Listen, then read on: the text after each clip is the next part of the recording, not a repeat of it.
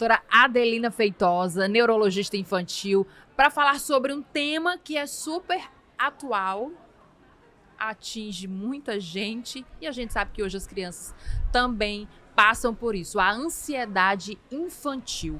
Quais são os sinais mais comuns, doutora, da ansiedade em crianças? Bem, olá, né? Prazer estar aqui conversando com vocês. A ansiedade infantil, primeiro a gente tem que entender o que é ansiedade, porque muita gente nem sabe, eu tô ansioso, que ansiedade. Só que assim, a ansiedade é quando a gente vive num tempo que não é um presente. Então estamos constantemente com a nossa mente lá para frente, no futuro. E às vezes um futuro que é catastrófico, né? Sempre com situações ruins, eventos que vão nos colocar em desvantagem, preocupações excessivas. Então, ansiedade é viver no futuro e de forma ruim, digamos assim, né? Nunca é a ansiedade do bem, nossa, eu tô muito ansioso porque eu vou ganhar um grande prêmio na Mega Sena. Não, a gente está sempre ansioso porque está com medo de um futuro. A ansiedade, ela pode acontecer na infância, e isso é muito preocupante porque a gente tem recebido cada vez mais no consultório crianças que chegam com algumas queixas que os pais não identificam de cara que seja ansiedade.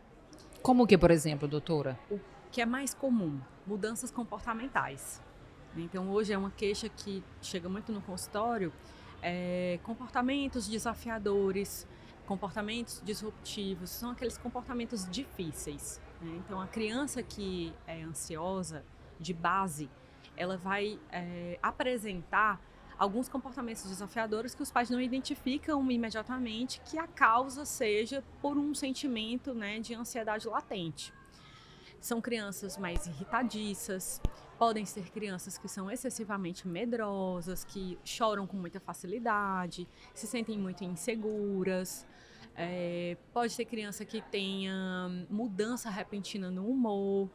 Então, o pai nunca entende ali de cara que aquilo ali é uma ansiedade. Durante a consulta, a gente vai entendendo como é que é o desenho dessa criança, o que aconteceu, né? E vai tentando desenhar ali as razões para aqueles sintomas. Então, assim, os sintomas principais são principalmente comportamentos desafiadores, né?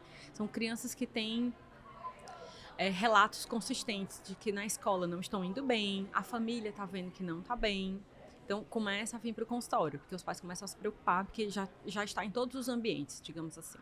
Só resgatando um pouco o que a doutora falou sobre a questão da ansiedade, né? Que é viver o futuro, né? Que não existe ainda, que muitas vezes prejudica o presente. Exatamente. E a gente já ouviu falar, algumas pessoas costumam dizer, existe a ansiedade boa nesse caso. E aí a fala de uma especialista no assunto, a ansiedade não faz bem em nenhuma circunstância. A ansiedade não faz bem em nenhuma circunstância. É normal que a gente tenha, assim, uma ansiedade para que algo vá acontecer, né? Mas não é normal que a gente viva em função dessa ideia, desse futuro.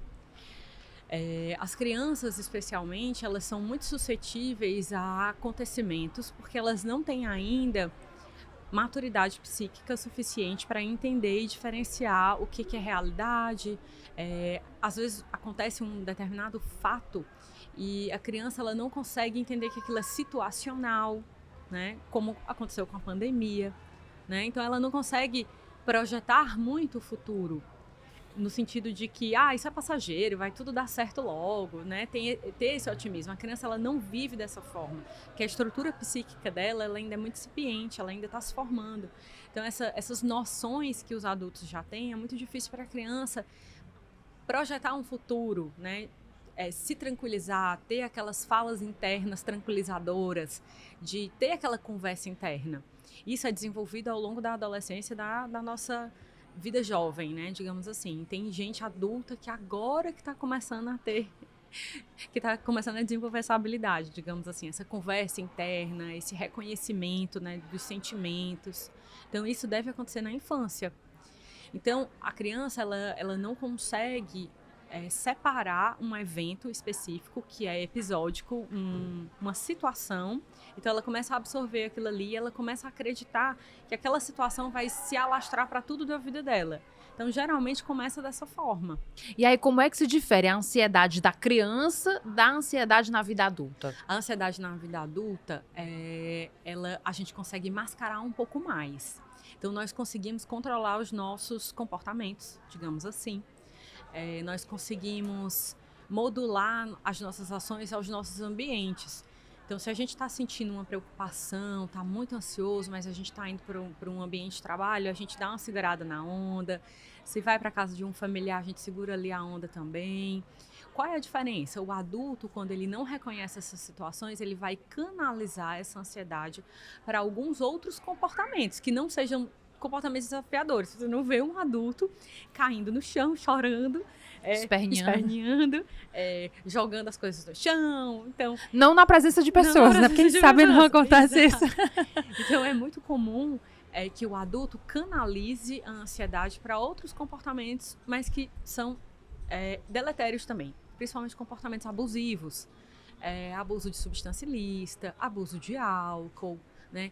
Abuso de comida. Uma espécie de fuga. Uma espécie de fuga, porque é difícil lidar e reconhecer aquele sentimento.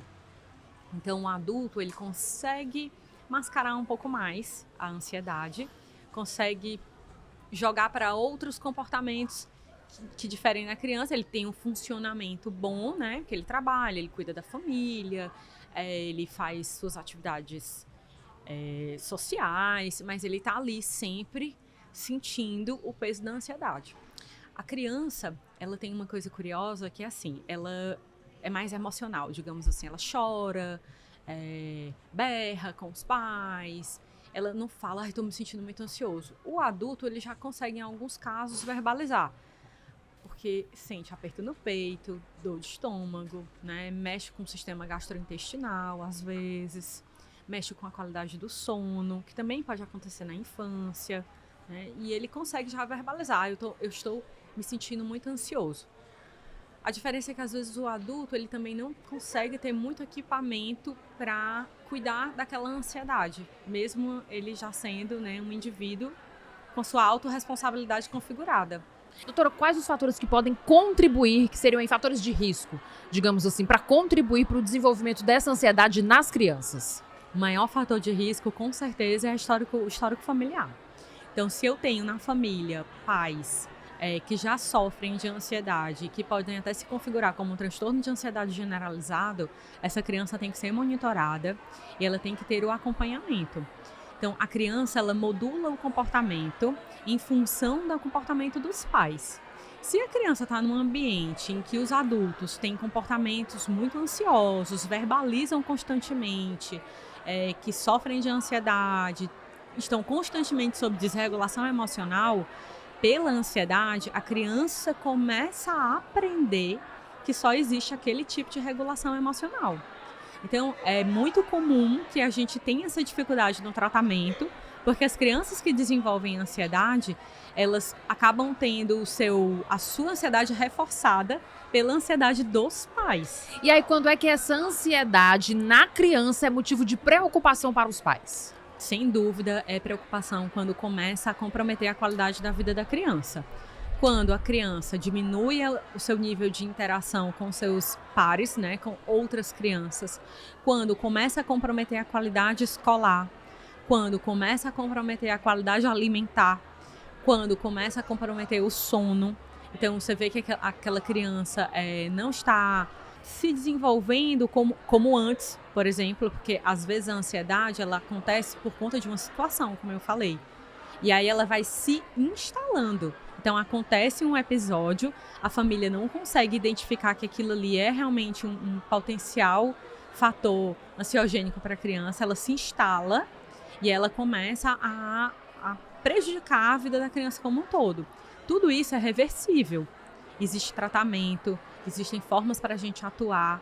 Tratamento fundamentalmente terapêutico. Tá? Então, às vezes os pais não procuram atendimento, não procuram informação, porque eles acham que ansiedade só se trata com remédio, e não é verdade. A ansiedade, em primeiro lugar, o tratamento é comportamental. São medidas terapêuticas de comportamento, de orientação de ambiente, né? Então tem que ter um profissional, um psicólogo comportamental adequado para ajudar naquela situação, tanto para a criança como para os pais. Nós começamos com a doutora Adelina Feitosa, que é neurologista infantil e que deixa, inclusive, na nossa conversa, uma mensagem importante, não é? Que a criança, ela tá ali aprendendo, os pais passam a ser uma referência. E o que é que a gente pode dizer para a gente encerrar essa conversa para os pais que têm ali uma criança dentro de casa, que está se espelhando neles em tudo, para que ela possa ter uma infância saudável, para que ela possa ter uma adolescência e crescer um adulto saudável com as emoções devidamente equilibradas? A mensagem é: se o teu filho apresenta um traço ansioso importante ou já se configura como um transtorno ansioso, procure ajuda e o tratamento vai envolver você também. Então isso é fundamental. Obrigada.